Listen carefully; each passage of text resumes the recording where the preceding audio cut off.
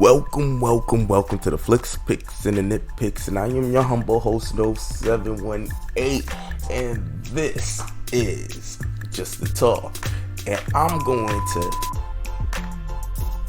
this is going to be a special, centered mostly around the Batman and fandom, and the question I want to put out there is, not the question, it's more of a phrase. Give the Batman a chance. Let's get into Just the Talk. I really wanted to have that conversation to give the Batman just a chance, because I think what's happening is amongst fandom, in particular amongst the Snyder Cut group, if you will, and I hate using it. I might have to stop doing that, but that's the only way I could really label it, because not everybody part of the Snyder Club operates this way, but it's a good corner of which that wants to hate Matt Reeves, hate Walter Hamada, hate everything about moving on from the Snyderverse. Now, I'd be lying if I said I wasn't guilty, a little guilty of that, because I really wanted to get the Batman with Deathstroke, and I really was interested to see where they could have went with that, and what I was curious to know what Ben Affleck would have done. Personally, don't get me wrong, I love Argo, so you know what? Now I think about it, I was cool with seeing what Ben Affleck would do with this property. But if they would have told me another director would have directed it, if Matt Reeves would have directed it, I'd have been okay with it. Zack Snyder, obviously, I would have liked to seen it. Any other you could have got what's the guy that actually did Seven? I forget his name. But get any acclaimed actor, Ridley Scott, any acclaimed actor that could really take what Zack Snyder set up and now really unfold it and give Batman or Batfleck his own universe, his own fingerprint, something that made sense to the world that they lived in. I would have preferred that. But it's not my fault they stopped it. And I'll be honest with you, a lot of these Johnny-come-latelys, y'all part of the reason. I'm probably, if we could sift through a lot of these guys' tweets and stuff like that, they were on the anti-Snyder bandwagon, a lot of these motherfuckers. And I'm not talking about, this is before the Snyder Cut. I'm talking about as soon as BVS dropped and all these fucking YouTubers that was like, oh, Martha, I don't understand that scene. That scene was stupid. How is it stupid? None of you, because the funny thing is, all the people that said it was stupid, now one of them could have said everybody knew that Batman and Superman's mothers had the same name. You know what? I'll take it a step further. I wouldn't be surprised if a lot of writers didn't even realize it, because I never realized it. I never realized both their parents' mothers had the same name. That was an excellent moment. Oh, I don't understand how that happened. How the fuck you can't understand? But yeah, you can understand that. But what makes sense is a billionaire, instead of hiring security and several different guys to fight crime for him and vigilantism, what he decided to do is wear some PJs with armor and ran around rooftops with a pubescent child flipping and all that shit to go fight crime. That's what you bought into. But you can't see the guy that, because his parents got killed, that he wore PJs and ran on rooftops and fought criminals. If he hears his mother's name, he would stop. Now you could argue, why would Superman say save Martha? But he was gonna say save my mom. What? She's an alien. We're in Krypton? The fuck you mean? Like, I ain't got that type of technology, you dig? So think about it. Like, when he says save Martha, he knew if I told, like, save this human being, he followed him enough to know that he fought crime and he wasn't about the death of innocent people. Save Martha over a lot of motherfuckers' heads. But in any event, because I'm about to go to fucking and I want to stay on track. My point being is a lot of these guys, I'm almost positive that a good portion of them were those shitting on Zack Snyder's choices. Same dudes falling out in apathy. Oh my gosh, you ruined my childhood. I can't believe Batman. He's murdering people. No, he's not. You shoot at me. Okay, I shoot back at you. You die. Hey, that's on you. You're a bad guy. I'm trying to save somebody. Trying to save an innocent. You could say he's guilty of manslaughter, but it wasn't like he was actively out here in these streets murdering people, let alone murdering criminals. Like, let's just get that off the table. But those people, I do believe, found themselves within the fandom. And so wrapped up in the fandom now that they forget that you were the same guys that were pushing that same narrative to the rank and file potential customers trying to say this movie's whack. Because I remember when I was someone came by my job or something, and it was right around BVS, and I said, yo son, you saw BVS? And they was like, nah, I heard it's whack. And then at that time, waterfalls on YouTube about all the reasons why BVS is horrible, Zack Snyder is this, Zack Snyder is that. This is what made the fandom tie themselves around each other, because they had to keep fighting people over, like, dang man, like, this is not a bad movie. And then all the personal ad-homs towards Zack Snyder as an artist that made people start to find some sort of, I don't know, something very reflective. You know what I mean? I think people found themselves in it and they latched onto it, and everybody felt the need to protect Zack Snyder's name on some fundamental level, especially after Justice League and everything else that had happened. But I'm talking about specifically VVS. Alright, so in the middle of Justice League, they was already trying to tweak the script. Zack Snyder's been on the record for saying this. He has a family tragedy. That was a reason for them to actually make a move to switch seats. And they gave you your Marvel movie, and people forget your Marvel Justice League. And people forget when it came out, people liked it. It was doing better amongst critics than, if you'd ask me, better DCEU films. It did pretty good amongst the populace, and everybody was happy that Zack Snyder was out at the time. So it would seem, because there was a lot of people that didn't really rock with that.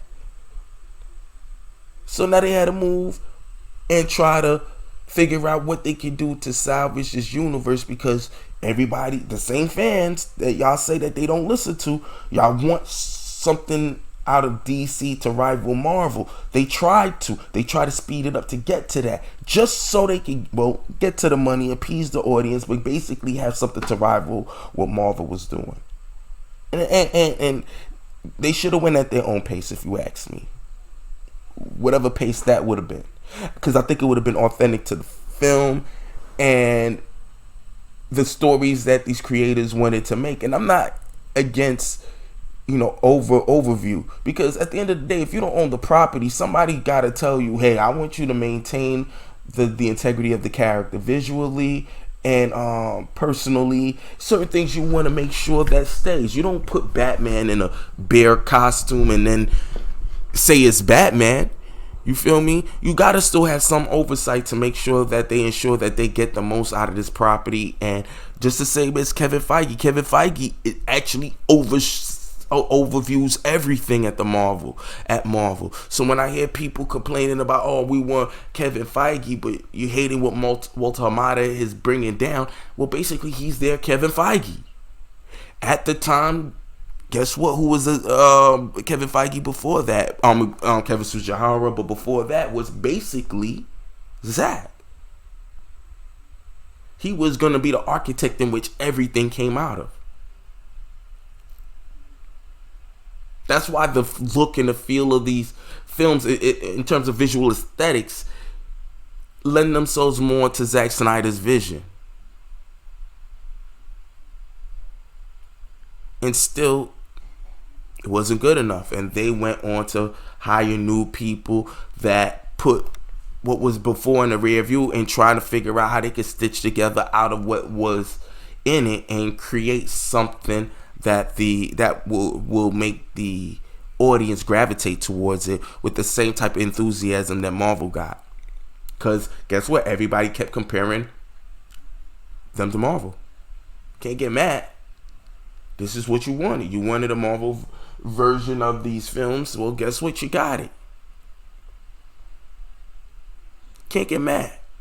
But my point being is now, when they get Matt Reeves and he's part of it, you got a lot of people now fast forward after post the release of the Snyder Cut, post a lot of leaks and stuff like that, and things that Zack Snyder is doing on the low. Guess what? Matt Reeves got his own universe. I think he should be allowed, just like Zack Snyder, with the adequate amount of oversight to make sure that we don't take the character outside of the character's lane. We got to still protect the property, the brand. You got to let Matt Reeves make his film. You have to let Matt Reeves put out his Batman. You got to allow him to do something that Zack didn't get the opportunity to do from the very inception of the universe. His universe. Allow him to tell the story he wants. He has a trilogy that's about to come out, and I'm sure he stitched together the big overarching idea of what's going to happen. Why is it an issue?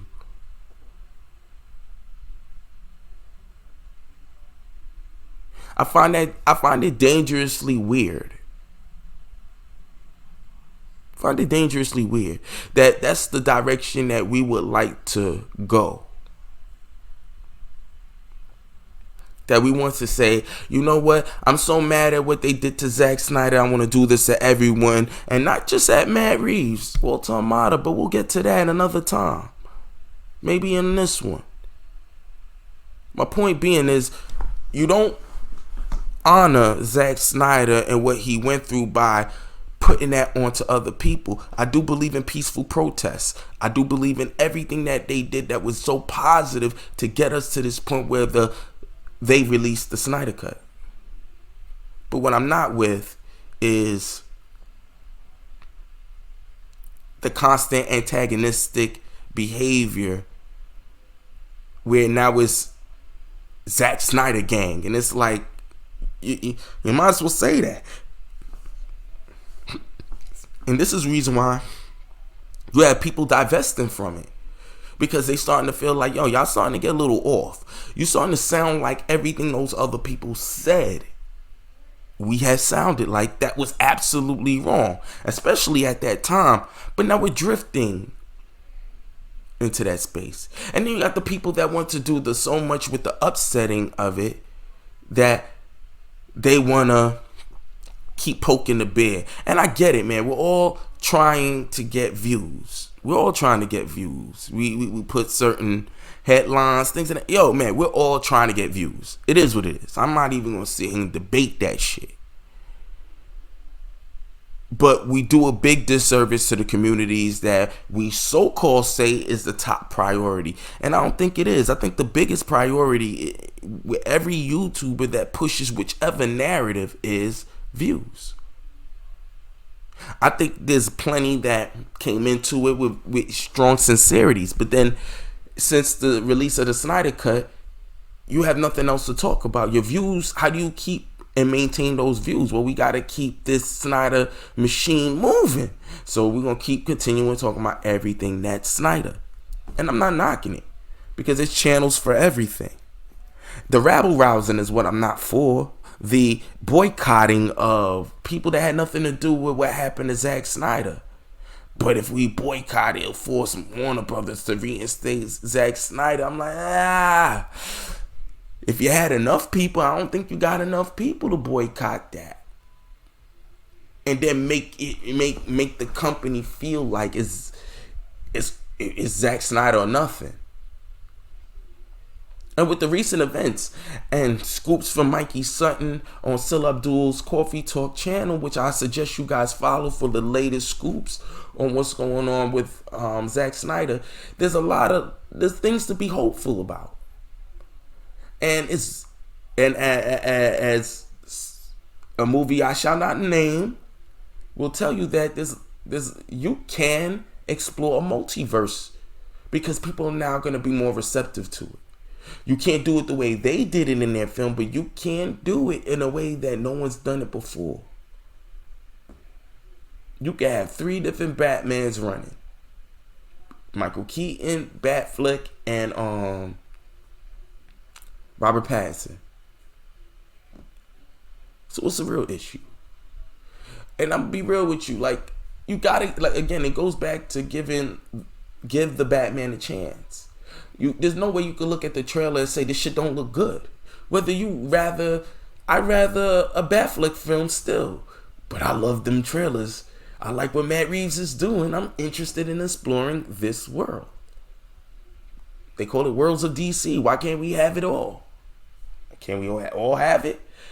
And the difference is, I mean, you're gonna have to look at the budget and money and numbers. It has to be a business. It has to be business, some sort of business sense put into it. But we're here. The Batman is coming out. And to look at those trailers and think that this is not a good looking film, man, you're out your mind. Now, one thing I don't like is people overdoing the Batmobile.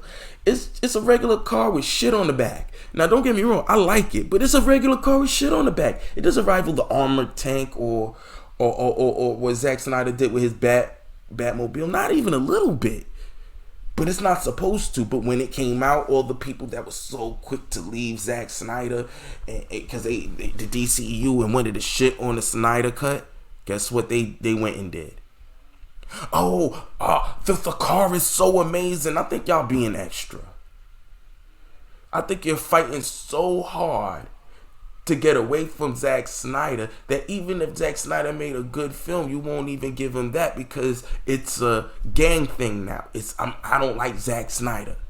I don't like the Snyder Cut followers. So everything that's about Zack Snyder's anything, I'm gonna just go in on. And it's like, you could do that, but at some point we gotta be adults about it again, man. I keep coming back to us being adults. I'm getting tired of seeing adults argue over stuff that was supposed to bring the kid out of us. Yeah, we argued a little bit. We argued over these things in the comic book shops and all. I get it. But the level of argument that we're actually pursuing is starting to get real weird. And you can't sell your fandom as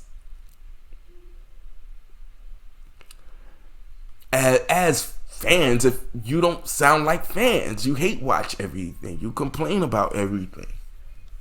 You know what I'm saying? Then at what point we forgot why we watch these movies at this age? Or, you know what I mean? Some of y'all, I believe, probably collect figures. All of that shit. Why? Because it brings the kid out of us. Something about the innocence of the child that's still within us that gets tickled over these films. At least for me. Maybe it's just a me thing. You feel me? But I come into it for that. Too many hours in the day to get yourself into some beef or some wild shit for no reason. You feel me? You know what I mean? Especially where the world is going today, I think we should really focus on not so much just the good. I mean, we should focus on everything. But what I do think that we need to do, especially as YouTubers, is to steer the ship between fan and fanatic.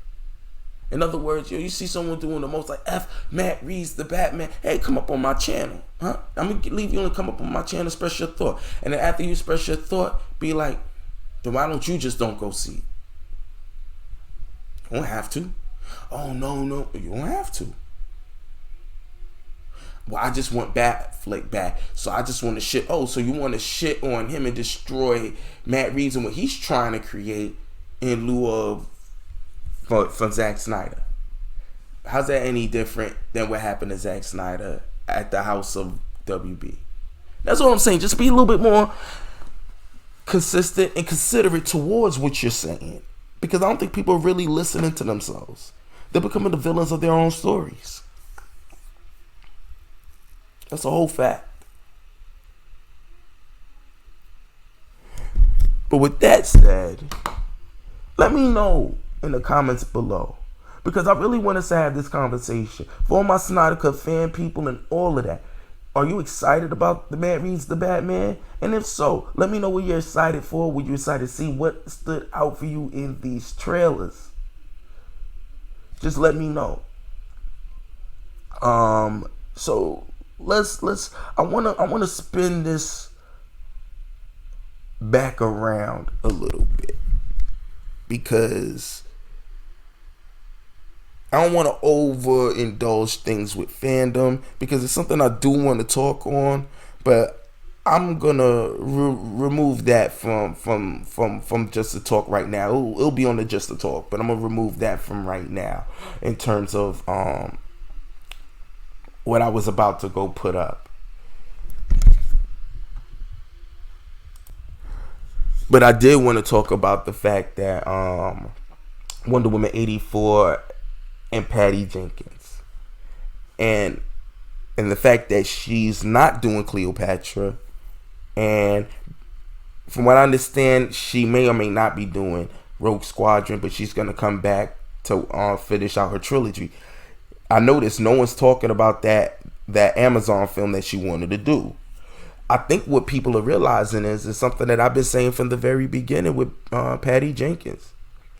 She's not the mastermind of the movie that gave her the prestige that she got all of these look at. Oh, she should do the next Justice League. Oh, she should do Superman. Oh, she's just so amazing. Yeah, it's funny how the director that puts himself in all of his movies put himself in that movie, the Wonder Woman movie. You know why? Because he had a lot more influence on that film than a little bit. Who you think probably directed her action sequences? If you ask me, I think he ghost directed certain parts of the film, more than likely the action sequences, or he lent his crew, which I heard that was one of the first things Patty Jenkins decided to do. And I'm not mad, because in the games of power, she had to realign herself with the proper people. But I remember going, y'all gonna find out that she's not as ill as y'all say she is. Just because she helped directed someone to get in their first Oscar doesn't necessarily mean that this is an Oscar-esque director. And furthermore, we've just had our own Oscars director, even though they got it after the Oscar, after the movie was already about to come out. But you got one. A lot of people are not that as enthused over the Eternals. So again, we have to bring it back around. Does it really matter that you have these prestige projects in your background, or what matters the most is the fact that you come with it and you put out a good film? The problem is that Wonder Woman 84 was a movie that belonged in another universe. It was layered with so much 90s cheese that if this was a Wonder Woman of the 90s, I could have bought into it. But we have much more sophisticated storytelling, and we've developed the worlds a lot better, that I didn't think you needed to have this over-the-top, almost comical dude that was waiting for a monkey paw that was in a fucking mall, jewelry store. I don't know, it was so immature in build that it felt like this wasn't made for an adult audience. It was made directly and specifically for kids. It was, to be fair, damn near a cartoon. I knew what Patty Jenkins was doing, and she wanted to invoke that she could probably handle a Superman project, maybe even Man of Steel 2. She wanted to prove that I could create these characters to be just as lighthearted, if not more than what Zack Snyder did. So, prove it. She can't. She couldn't. Not with Wonder Woman 84. And everybody is scrambling. I would think that's the main reason why they dropped her. And again, like I said, she is, and that could explain for the lack of action sequences in Wonder Woman 84, because she doesn't really know how to direct them like that. Ergo, one of the major big fighting sequences in Wonder Woman 84, Zack Snyder is in there as a soldier. And like I said, he tends to put himself in his own movies. I'll let you add 1 + 1 and you let me know what you come up with. The bottom line is he had way more to do with the original Wonder Woman than people want to give credit for. And because Wonder Woman did so well that they just want to say, yo, F it, see, you couldn't do it, but she could have. But then I'm almost positive once you start going through it, you'll realize that she might have been overhyped, Patty Jenkins, and that's not taking anything away from her. She probably just not good with action. It's possible. Maybe she's better at storytelling. That's possible. But the bottom line is that it don't matter how your team was set up. If you're the face of the business, that's on you. That's on you. And she's the director, and she has to accept everything that came along with that film, good, the bad, and whatever. So again, even though I like me some Patty, I think Patty needs to do other films for a little bit before she come back to the genre. But that's just my thoughts on the topic. You feel me? But I do believe that it's possible. Don't be surprised that she doesn't direct Wonder Woman 3. Don't be surprised at that, because unless they put together the team that she had from the first film, that I would be cool with, because at the end of the day, it's still you're still the director, and it'll go underneath your name whether you got some help or not. That's the point. But your name is on it, so you're gonna be okay with your name being torn down if someone was going to use your name to create, I don't know, any product. You don't want to kill your name. No one wants to. But I do believe that Patty, her name took a big hit after Wonder Woman 84. She was overhyped off of one movie that she didn't make a movie prior to that, I think in about 10 years. I always said I think they're overhyping her. I like Patty. I think they're overhyping her. I need to see another movie. Saw the other movie. And that's the point. Will Patty... I don't think Patty's going to be back with the WB unless they put her back together with Zack Snyder. Otherwise, what they're saying is just what they're saying. Cleopatra, people got a lot of that a little bit mixed up in terms of, like, what was Cleopatra racially? If you ask me, I believe she was mulatto of sorts, because they couldn't, the Tholme, I forgot the name of that family she's bloodline tied to. There was no way that they was going to keep doing that for generations and generations and not had some intermingling. You know what I mean? So at the end of the day, it's highly unlikely.